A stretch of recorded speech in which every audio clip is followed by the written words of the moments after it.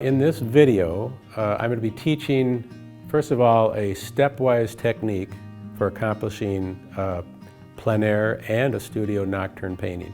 And the technique is the same. You're also going to learn quite a bit about the way light works at night.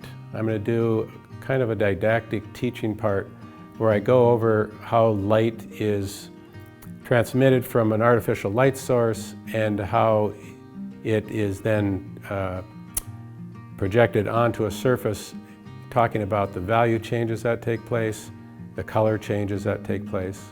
There's a lot to learn that you can't really find in books right now. I've looked hard. So I started painting, I guess at this point, probably 20 years ago, because my wife is an artist and she knew that I was an artist back in college. I was an art minor in college.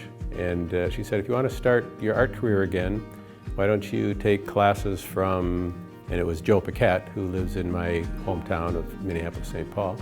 So I started taking classes with him for about 12 years, and in the meantime, many workshops from other people, and finally started getting on the plein air circuit about 2010, so about for the last 10 years. So everybody asks me how I find an ideal subject for painting. And whether it's a nocturne or a day scene, I drive around scouting, looking for something that appeals to my aesthetic.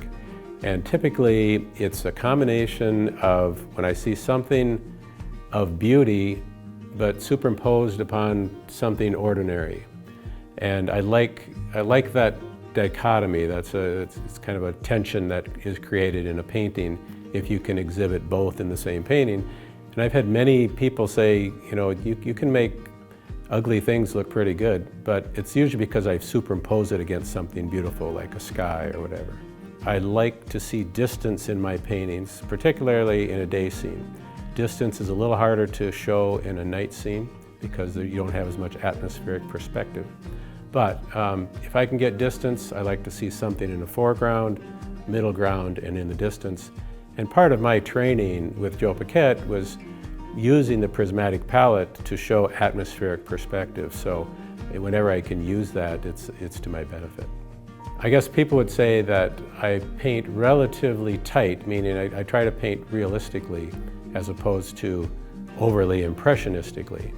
But in the end, I do want to achieve both accuracy in the image, but also in the feeling that my painting evokes. So this video, I think, will enhance a person's painting skills, not just by showing them how to paint a nocturne painting, which you will learn, but nocturne painting is a good way to learn how to paint in general. Again, it's a still life, so you have time to make good decisions. You're working in very close values, which is something you don't necessarily see during the day. But at night, you've got to learn how to see these subtle differences in value. At night, light from an artificial light source doesn't travel very far. So it's much easier to see how light drops off in value and changes color as you go away from the light source. And that's not the way it is necessarily during the day with the sun, because it just blasts everything with light.